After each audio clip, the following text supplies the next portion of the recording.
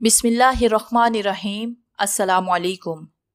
हमारे चैनल कहानी hub official में खुशामदीद। नाजरीन, मैं आज आपके लिए इंतहाई खौफनाक और दिलचस्प कहानी लेकर आई हूँ।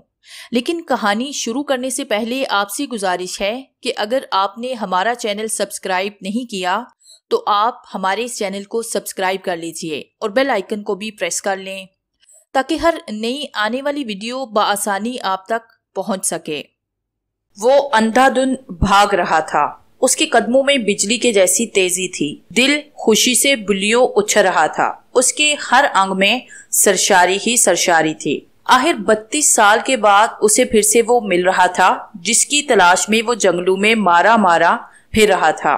हर दिन हर पल उसका इंतजार में कटा था। आज फिर से उसे जिंदगी की नवीद दिखाई दे रही थी। वो पिछले चंद सालों में बहुत कमजोर हो गया था। चेहरे और जिस्म पर झुर्रियां पड़ना शुरू हो गई थी।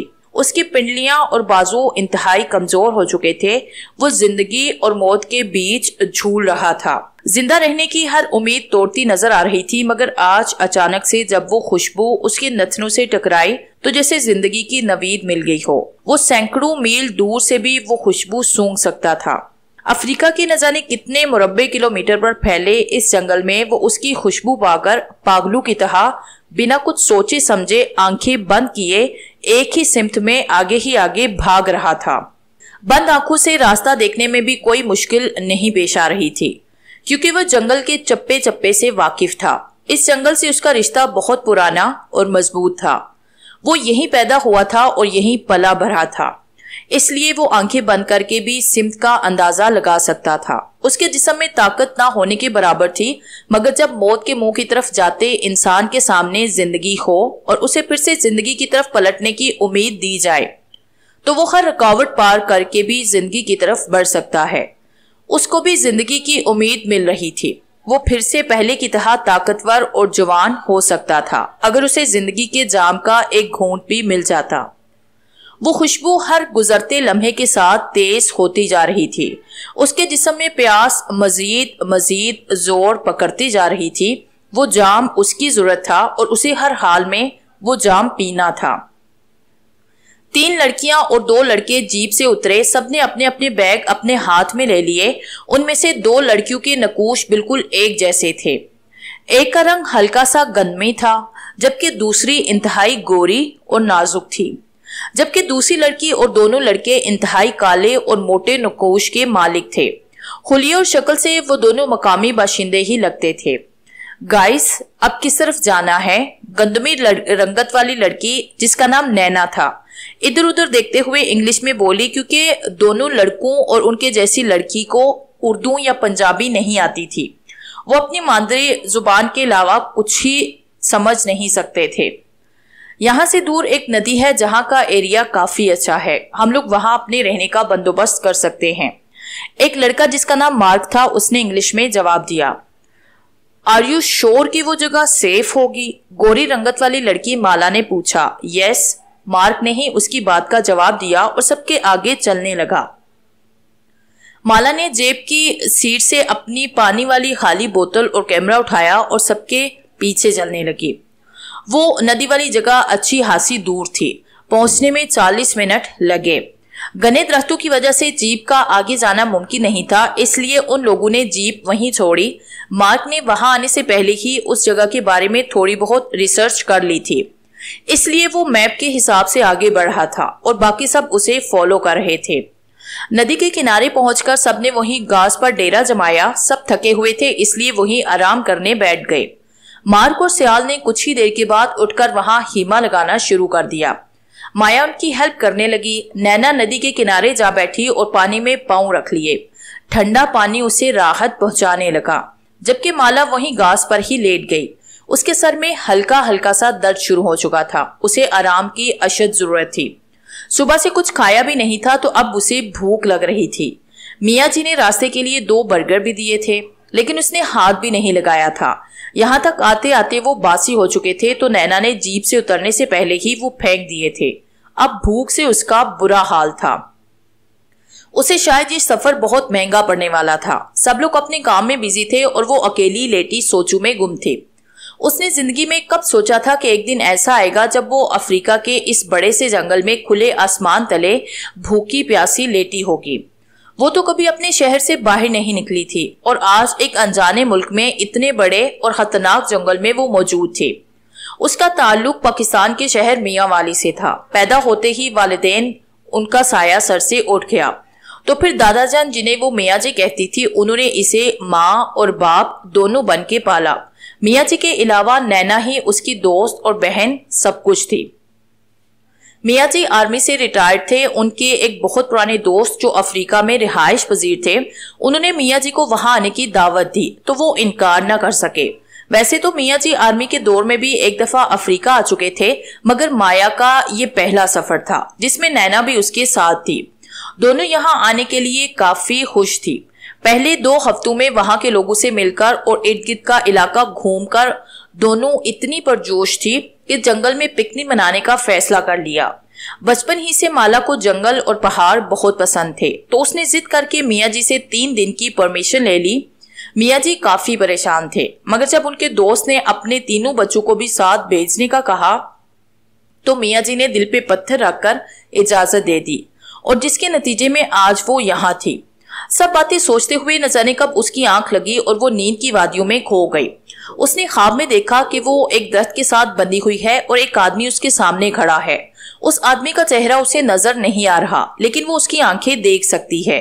उसकी आंखों का रंग गहरा नीला है। वो आदमी उसके नजदीक आता है, मगर वो उसका चेहरा देख नहीं पा रही। वो उसकी आंखों में यकटक देखती जा रही है। तभी अचानक वो उस पर झुकता है। माला को अपनी शारक पर शदीद तकलीफ महसूस होती है।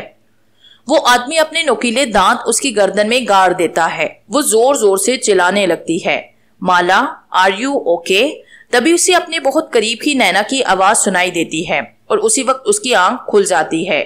नैना उस पर जो कि परेशानी से उसे पुकार रही थी। माला डरकर फौरन उठकर बैठ गई। उसका पूरा जिस्म पसीने में शराबूर था। तुम ठीक तो हो ना? चिल्ला क्यों रही थी? नैना उसकी हालत देखकर तशवीश में मुब्तला हो गई। हाँ मैं ठीक हूँ, उसने खुद को संभालते हुए जवाब दिया। चलो उठो और फ्रेश हो जाओ, फिर खाना खाते हैं। माया खाना गर्म करने चली गई। नैना ने उससे दूर होते हुए कहा तो उसने अस्बात में सर हिलाया। नैना के जाने के बाद वो फिर से ख्वाब के बारे में सोचने लगी। ये कैसा अजीबो गरीब ख्वाब था और वो कौन आदमी था और उसने उसके गले में दांत क्यों गाड़े थे। रात धीरे धीरे बीत रही थी। वो पांचों खेमे के बाहर आग जलाए बैठे थे। वैसे तो दिन में मौसम नॉर्मल ही रहा था, मगर रात होते ही ठंड उतर आई थी। आसमान पर चांद अपनी पूरी आबोताब के साथ ढेर सारे सितारों में चमक रहा था। कुछ देर पहले ही सबने खाना खाया था और अब बातों में मगन थे। माया हैंड फ्री लगाए म्यूजिक सुन रही थी। कुछ ही फासले पर बैठे मार्क, सियाल आपस में किसी मसले पर अपनी ही जुबान में बहस कर रहे थे, जिसका एक भी लफ्ज नैना और माला के पल्ले नहीं पड़ रहा था। कभी कभी माया भी उनके साथ गुफ्तगू में शरीक होती, जबकि वो दोनों कभी एक दूसरे की तरफ देखती और कभी उन तीनों को, जो कि उनको यकसर इग्नोर कर चुके थे। वो उनसे ज्यादा बात भी नहीं कर सकती थी क्योंकि उन लोगों की इंग्लिश काफी कमजोर थी। इसलिए वो बमुश्किल जरूरी बातें ही करते थे और ज्यादा वक्त आपस में ही बातें करते रहते। माया अलबत्ता अच्छी खासी इंग्लिश बोल लेती थी, लेकिन वो बहुत ही मोटी थी, इसलिए किसी से भी ज्यादा बात नहीं करती थी। चलो चलकर सोते हैं, इनके पास तो हमसे बात करने की फुर्सत ही नहीं। नैना ने गुस्से से कहा तो माला भी मुंह बनाने लगी। क्या कुछ सोचा था कि जंगल में ये करेंगे वो करेंगे, मगर यहाँ आकर सब अरमानों पर ओस पड़ चुकी थी। लेकिन यार इतनी जल्दी नींद कैसे आएगी? वो एक नजर सामने बैठे तीनों नमूनों को देखते हुए बोली, जो अभी तक अपनी गुफ्तगू में मसरूफ थे, यानी कि ढटाई की हद थी। कसम से अगर मुझे पहले पता होता ना कि इन फरंगियों ने यहाँ आकर हमें ऐसे इग्नोर करना है, तो मैं कभी यहाँ आने के लिए तैयार ना होती। नैना ने ऊंची आवाज में चिल्लाते हुए कहा तो सब उसकी तरफ देखने लगे। माला ने उसे बेसाख्ता कोहनी मारी और टोकते हुए बोली, आहिस्ता बोल, उन्होंने सुन लिया है। वो उन तीनों के हैरान परेशान चेहरे देखकर कुछ शर्मिंदा सी हो गई।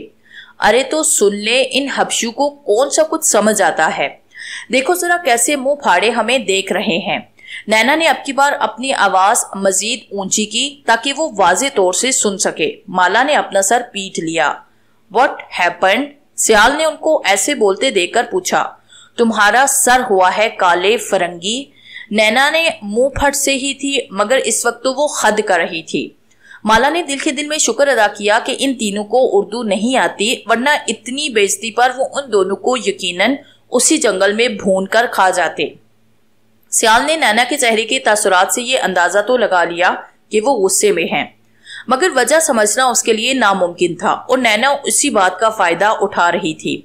यार माला, चल इन फरंगियों को उर्दू में गालियां देते हैं। उसका शैतानी दिमाग अलग ही मंसूबे बनाता था। माला ने उसकी बकवास पर उसे घूरा और बोली, पागल हो गई है? अरे इसमें पागल होने वाली क्या बात है? इनको थोड़ा कुछ समझ आएगा, बेचारे सस्पेंस में ही मर जाएंगे कि हम क्या बोल रहे हैं।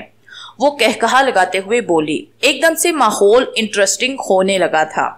यार पर ये तो गलत है ना, अगर उन्हें हमारी जबान समझ नहीं आती तो इसका क्या मतलब है कि हम उन्हें ऐसे तंग करें।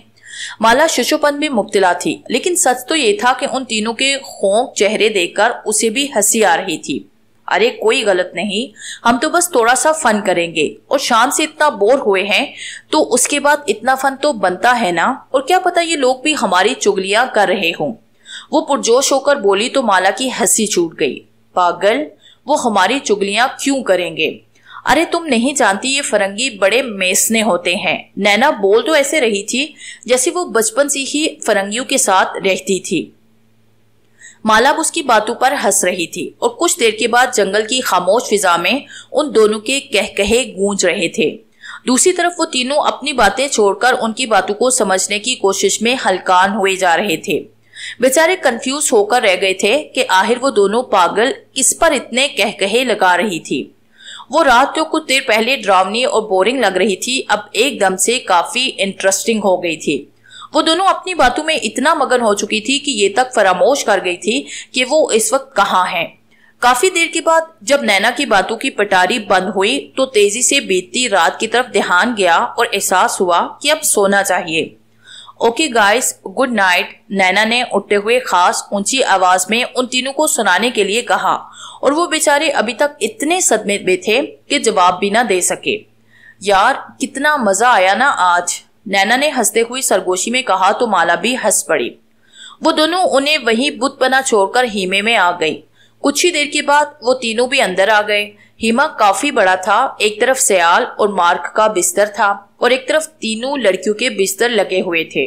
अब कमरे में उन दोनों के खराटे गूंज रहे थे और इस नई मुसीबत से वो तीनों एक दफा फिर बेबसी की मूरत बने एक दूसरे को तक रहे थे, क्योंकि कोई और चारा जो नहीं था। रात का दूसरा पहर शुरू हो चुका था। हर तरफ होलनाक सन्नाटे का राज था। कभी कभी दूर कहीं से जंगली जानवरों की आवाजें माहौल को मजीद खौफनाक बना देती। वो सब गहरी नींद में सो रहे थे। तभी अचानक माला की आंख खुली। उसने ख्वाब में फिर वही सब कुछ देखा जो आज दोपहर को देखा था। कोई आदमी उसके गले में अपने नोकीले दांत गाड़कर उसका खून पी रहा था। इससे पहले कि वो उसका चेहरा देख पाती उसकी आंख खुल गई। ये सब इतना खौफनाक था कि इतनी सर्दी में भी पसीने छूटने लगे। उसने हेमे में चारों तरफ देखा, सब लोग कंबल ओढ़े सो रहे थे। एक दिन में 2 दफा एक जैसा ख्वाब आखिर क्यों आ रहा था? वो इतनी डर गई थी कि सांस लेना भी दुश्वार लग रहा था। पहले तो जी में आया कि नैना को उठाकर सब कुछ बताए, मगर फिर उसकी नींद के ख्याल से ये इरादा तर्क कर दिया। काफी देर वो उसी पोजीशन में बैठी रही। जब कुछ डर कम हुआ तो प्यास का एहसास हुआ। पानी की तलाश में देखा तो हीमे के दरवाजे के पास 2 पानी की बोतल्स नजर आए तो तसल्ली हुई। वो हिम्मत करके उठी और जाकर बोतल को मुंह लगा लिया। 3-4 घूंट पीने के बाद दिल की धड़कन जो तेज तेज जा रही थी कुछ बहाल हुई। उसने बोतल का ढक्कन बंद करके बोतल वापस रखी। बिस्तर पर जाने से पहले न जाने दिल में क्या ख्याल आया कि हीमे का पर्दा हटाकर बाहर झांका, और शायद यही सबसे बड़ी गलती थी। बाहर चांद की रोशनी में सब मंजर वाजे नजर आ रहे थे। तभी अचानक उसने देखा कोई उसे इशारे से अपने पास बुला रहा था। उस आदमी का चेहरा नजर नहीं आ रहा था क्योंकि उस तरफ झाड़ियों की वजह से थोड़ा अंधेरा था, मगर वो साफ देख सकती थी कि कोई उसे बुला रहा था। उस आदमी की आंखें अंधेरे में चमक रही थी। माला के पैरों तले से जमीन खिसकने लगी। पूरे जिस्म में एक सनसनीखेज लहर दौड़ गई। लहू रगों में जैसे मुंजमद हो गया। दिल के धड़कने की रफ्तार इतनी तेज हो गई कि उसे लगा जैसे अभी पसलियां चीरकर बाहर आ जाएगा। ख्वाब में जो कुछ देखा था तो क्या वो सच होने वाला था? ये ख्याल ही उसकी रूह खींचने के लिए काफी था। उसने एक सेकंड से पहले पर्दा गिराया और भागती हुई अपने बिस्तर पर आ गई। कंबल सर से लेकर पैरों तक ओढ़ लिया। जिंदगी में पहली बार उसे रात की तारीकी से खौफ आ रहा था। उसे कभी अंधेरे से इतना डर नहीं लगा था जितना आज लग रहा था। आखिर वो कौन था और उसे क्यों बुला रहा था? ऐसे हजारों सवाल अस्तहों की तरह मुंह खुले खड़े उसे निकलने को तैयार थे। बाकी की पूरी रात उसकी आंखों में कटी। आज की रात उसकी जिंदगी की सबसे लंबी और खौफनाक रात थी। सुबह की अजान के बाद जब बाहर रोशनी फैलने लगी तो नींद की देवी उस पर मेहरबान हो गई। सूरज की रोशनी दरख्तों की शाहों से छन छन कर जमीन पर पड़ रही थी। हर तरफ से परिंदों के चहचहाने की आवाजों से माहौल में एक शोर बरपा था। कुछ जंगली जानवर नदी से पानी पी रहे थे। सियाल और मार्क लकड़ियां जलाए नाश्ता बनाने की कोशिश कर रहे थे। माया हीमे के पिछले हिस्से में कानों में वॉकमैन लगाए एक्सरसाइज करने में मसरूफ थी। माला सोकर बाहर आई और नैना की तलाश में निगाह दौड़ाई जो हीमे में नहीं थी और ना ही आसपास दिखाई दे रही थी। वो कुछ देर उसे इधर उधर तलाश करती रही, फिर गुस्से से उस पर 2 हरफ बेचकर मुंह धोने लगी। 10 मिनट गुजर गए मगर नैना को खनूस गायब पाकर उसे तशवीश होने लगी। न जाने वो कहां भटक रही थी। माया पसीने में शराबूर आई तो माला दौड़कर उसके पास पहुंची। वो अब टॉवल से अपना मुंह साफ कर रही थी। नैना किधर है? माला ने अंग्रेजी में उससे सवाल किया। उसके लहजे में बेचैनी का उनसर शामिल था। माया ने हाथ रोकर उसे देखा और फिर लापरवाही से बोली, आई डोंट नो। वो कुछ ज्यादा ही खड़ूस और नक चढ़ी थी। माला ने दिल ही दिल में उस पर लानत भेजी और नैना को ढूंढने के लिए खुद ही जंगल निकल पड़ी। पता नहीं वो उसे बिना बताए कहाँ चली गई थी। कुछ देर इधर उधर ढूंढकर मगर उसे नैना कहीं भी दिखाई न दी। अब तो परेशानी से हाथ पांव फूलने लगे। वो रो देने को हो गई। तभी उसने माया को अपनी तरफ आते देखा। वो शायद उसी के पीछे आई थी। माला के जाने के बाद उसने कुछ देर दोनों का इंतजार किया, लेकिन जब वो ना आई तो वो उनके पीछे ही निकल पड़ी। वो जानती थी कि वो दोनों जंगल में पहली बार आई थी और रास्तों का बिल्कुल उन्हें इल्म नहीं था। इसलिए अगर गुम हो जाती तो उन्हें मुसीबत पड़नी थी। माया को देखकर माला को कुछ ढारस हुए। नैना मिली? माया ने अंग्रेजी में उससे सवाल पूछा। धूप अब तेज हो चुकी थी। माला ने अपने दुपट्टे की मदद से थोड़ा सा घूंघट निकाला हुआ था ताकि धूप चेहरे पर ना पड़े, जबकि माया ने दुपट्टा तो लिया नहीं था, इसलिए वो हाथ का छज्जा बनाए धूप से चेहरे और खास तौर पर आंखों को बचाने की कोशिश कर रही थी। नो, माला ने परेशानी से जवाब दिया। उसे नैना की और ज्यादा फिक्र होने लगी। वो इतनी लापरवाह तो नहीं थी कि बगैर बताए कहीं चली जाती। माया ने उसे इशारे से अपने पीछे आने को कहा। वो दोनों नैना को ढूंढती हुई काफी दूर आ निकली, लेकिन नैना का कोई अता पता नहीं था। माला तो अब बाकायदा रोने लग गई। डोंट वरी, माया ने उसे तसल्ली दी। वो अब खुद भी टेंशन में आ चुकी थी। माया का इरादा अब वापस आने का था ताकि वो मार्क और सियाल को भी सिचुएशन से आगाह करे। वो दोनों एक दरख्त के नीचे खड़ी थी। माला ने अपना हाथ दरख्त की एक शाख पे रखा था। वो दिल ही दिल में नैना की खैरो आफियत की दुआएं मांग रही थी। तभी अचानक से उसे महसूस हुआ जैसे उसके बाजू पे कोई सॉफ्ट सी चीज रेंग रही हो। उसने बेदहानी में ही देखा तो आंखें हैरत और खौफ से फटने के करीब हो गई, क्योंकि एक 2-3 इंच लंबा सांप उसके बाजू के गिर्द लिपटा हुआ था, जो शायद पहले दरख्त की टहनी पर था और उसका रंग बिल्कुल दरख्त की टहनी जैसा था, इसलिए वो उसे देख न पाई। वो खौफ से बिल्कुल जर्द पड़ गई। माया की भी नजर पड़ चुकी थी। ओ माय गॉड, वो चिल्लाते हुए 2 कदम पीछे हुई। माया साकत खड़ी अपना बाजू देख रही थी जिस पर सांप रेंग रहा था। उसमें इतनी हिम्मत नहीं थी कि वो उसे दूर झटक देती। चीखें उसकी गले में ही दब गई। माया चिल्ला चिल्लाकर उसे सांप को दूर फेंकने के लिए कह रही थी, मगर वो तो जैसे हर चीज से बेगाना हो चुकी थी। तभी किसी ने अचानक आकर एक झटके से सांप को पकड़कर उसे दूर फेंका तो माला को एकदम होश आया। वो कोई लड़का था जिसने किया था। माला आंखें फाड़े उसे ही देख रही थी। तुम ठीक तो हो ना? उसने उर्दू में पूछा तो वो बमुश्किल सर हिला पाई। माया उसके पास आई। उसने माला को अपने साथ लगाया। वो बड़ी डरी हुई थी, जबकि माला का तो काटो बदन में लहू नहीं वैसा हाल था। Thank you so much. Maya ने उस लड़के का शुक्रिया अदा किया जिस पर वो हल्का सा मुस्कुराया। उसकी निगाहें बेचैनी से माला के चेहरे पर थी, जो आंखें मूंदे माया के गले लगी लंबे लंबे सांस ले रही थी।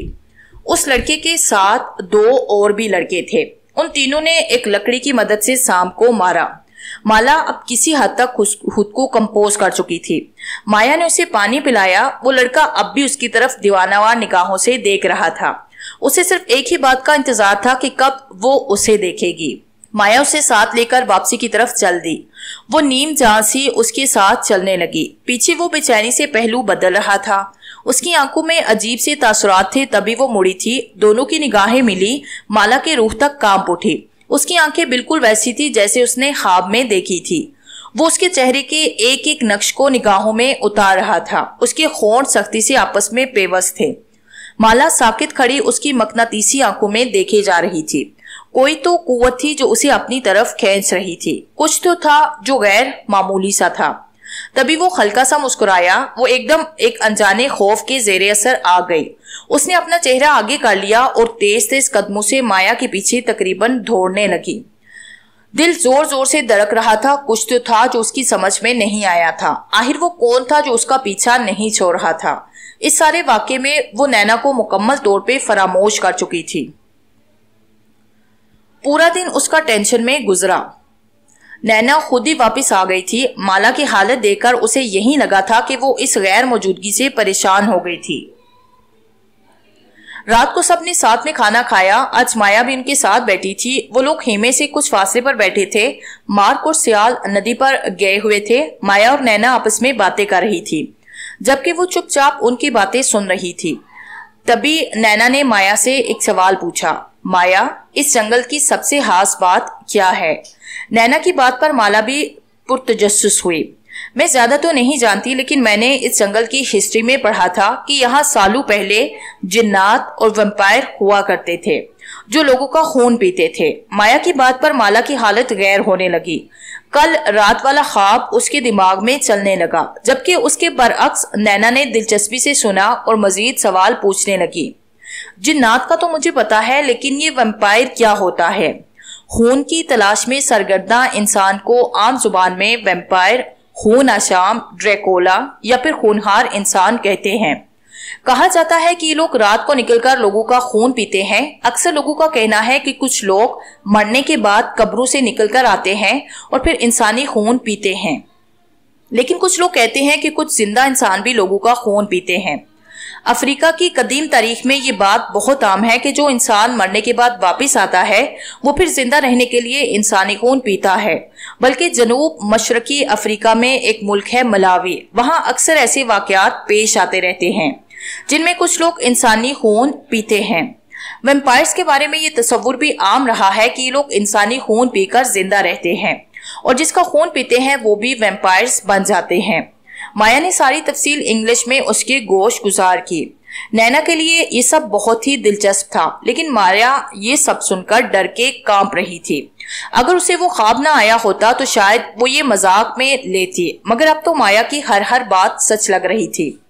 हम वापिस कब जाएंगे? उसने खुद को कंपोज करते हुए पूछा तो दोनों चौंकी। हैरत से उसे दोनों देखने लगी। इतनी जल्दी क्यों जाएं? अभी कल ही तो हम आए हैं। मेरा तो अभी 3-4 दिन तक जाने का कोई भी इरादा नहीं। नैना ने उसकी हालत देखे बगैर कहा तो वो आगे से कुछ बोल ही ना सकी। कुछ देर के बाद वो उठकर हीमे के अंदर चली गई, जबकि नैना और माया वैम्पायर्स के मजीद हिस्ट्री डिस्कस करने लगी। काली रात ने हर तरफ अपना राज जमाया हुआ था। आज मामूल से ज्यादा ही माहौल पर पुरइसरारियत छाई हुई थी। हर तरफ गहरा सन्नाटा छाया हुआ था। नैना ने करवट बदली तो धक से रह गई। माला गायब थी। वो एक झटके से उठी, तकिए तले रखा अपना फोन उठाया और टॉर्च चलाकर इधर उधर रोशनी करके देखा, मगर वो कहीं नहीं थी। उसने बिस्तर से उठकर हर जगह देखा, मगर माला का कोई नामो निशान नहीं था। उसने वापस आकर सुई माया को उठाया। माला नहीं है। वो झूले लेती माया को कांधों से थामकर बोली। माया की नींद भग से उड़ गई। व्हाट? वो सदमे से चोर लहजे में बोली। हाँ, मैंने सभी जगह देख लिया, वो कहीं नहीं है। उसका दिल जोर से धड़क रहा था। माला के गायब होने का ख्याल ही उसकी जान निकाल रहा था। ओ माय गॉड, इतनी रात में वो कहाँ चली गई? माया फौरन बिस्तर से उठी। उसने मार्क और सियाल को भी जगाया। माला के अचानक गायब होने पर सभी परेशान थे। मार्क और सियाल ने इर्द गिर्द का सारा इलाका छान मारा, लेकिन माला का कुछ भी पता न चला। What the hell यार, तुम दोनों हो क्या चीज? सुबह तुम बताए चले गई और अब तुम्हारी वो दोस्त इतनी रात में गायब है। मुझे तो डर है कि कहीं उसके साथ कुछ हो न गया हो। माया ने खदशात का इजहार करते हुए कहा तो नैना खास वाख्ता होने लगी। बंदे की शक्ल अच्छी ना हो तो बंदा बात ही अच्छी कर लेता है। वो काफी गुस्से से पड़ी, लेकिन उसके पल्ले कुछ भी ना पड़ा। वो उसके तासरात से जान तो चुकी थी कि उसने कोई ना कोई सख्त बात की है, मगर चूंकि बात समझ में नहीं आई थी इसलिए चुप रहना ही बेहतर समझा। 2 घंटे गुजर गए मगर माला का कुछ भी पता न चला। नैना की तो जान निकलने वाली हो गई। वो रात उसकी जिंदगी की सबसे भयानक तरीन रात थी। इसके अलावा वो तीनों भी सख्त परेशान थे कि अचानक माला चली आई। बिखरे बाल, सूजा हुआ चेहरा, वो चलते हुए लड़खड़ा रही थी। नैना ने भाग के उसे थामा, क्योंकि अगर वो ऐसा ना करती तो वो जमीन पे गिर जाती। वो उसके बाजू में बेजान होकर झूल गई। माला। नैना ने शशदर आंखों से माला को देखा। वो इतनी कमजोर लग रही थी कि यूं महसूस हो रहा था जैसे उसके जिस्म में किसी ने सारा लहू निचोड़ लिया हो। मार्क फौरन पानी ले आया। नैना ने 2-3 घूंट उसे पिलाए, फिर वो माया की मदद से उसे अंदर ले गई। मार्क ने हिमे में आग जलाई क्योंकि वो कांप रही थी। सबके हाथ पांव फूल गए थे। नैना उसका सर दबाने लगी। वो बेसुध पड़ी थी, पूरी तरह बेहोश तो नहीं हुई थी, मगर कमजोरी की वजह से आंखें खोलने की हिम्मत नहीं हो रही थी। She need some energy drink, Siyal ने कहा तो सब उसकी तरफ देखने लगे।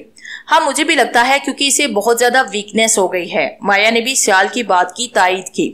उस वक्त वहां और तो कोई एनर्जी ड्रिंक मौजूद नहीं थी, तो सियाल पानी में शुगर मिला के ले आया। वो सब इतने हास बाता हो चुके थे कि कुछ समझ में नहीं आ रहा था। नैना ने चम्मच की मदद से उसे पिलाना शुरू किया। मार्क, अगर दूध पड़ा है तो प्लीज वो गर्म कर लो। नैना ने वो पानी थोड़ा सा पिलाने के बाद साइड पर रखते हुए कहा। दूध के डिब्बे मौजूद थे इसलिए कोई दिक्कत पेश ना आई। मार्क दूध गर्म करके लाया। माया और नैना ने बामुश्किल उसे 2-3 घूंट दूध पिलाया।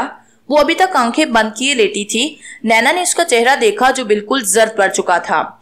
ऐसे लग रहा था जैसे खून की एक भी बूंद उसके जिस्म में मौजूद ना हो। किसी की समझ में कुछ नहीं आ रहा था वो इस हाल में कैसे थी और उसके साथ क्या हुआ था। ऐसे बहुत सारे सवाल थे जिनका जवाब सिर्फ माला के पास था। वो परेशान सा अपने कमरे में बैठा हुआ था। बार बार उस लड़की का चेहरा आंखों के सामने आ रहा था। उसकी वो हालत जिसका वो जिम्मेदार था अब उसे बेचैन कर रही थी। कितना तड़पी और चिल्लाई थी वो, मगर इस पर तो जुनून सवार था। उसका बस चलता तो उसके जिस्म से खून का आखिरी कतरा तक निचोड़ लेता, मगर फिर ऐसा करने की हिम्मत ना हुई क्योंकि वो इसे जान से नहीं मार सका था। ऐसा क्यों हुआ था वो नहीं जानता था, लेकिन वो अब पछता रहा था। वो एक जिनजादा था। पिछले 100 साल से वो इस जंगल में रहता था। शुरू में वो काफी ताकतवर था क्योंकि जंगल में बहुत सारे लोग आते थे और वो उन्हें मारकर उनका खून पी लेता था, जिससे उसमें एनर्जी आ जाती थी। मगर फिर जब पे दर पे लोगों की मौत वाक़ई होने लगी तो लोगों ने मारे दहशत के आना छोड़ दिया। फिर यहाँ तक नौबत आ गई कि उसे जान के लाले पड़ गए। वो जंगल में अकेला नहीं था, बल्कि उसकी तरह के और भी बहुत लोग थे जो इंसानी खून पीकर अब तक जिंदा थे।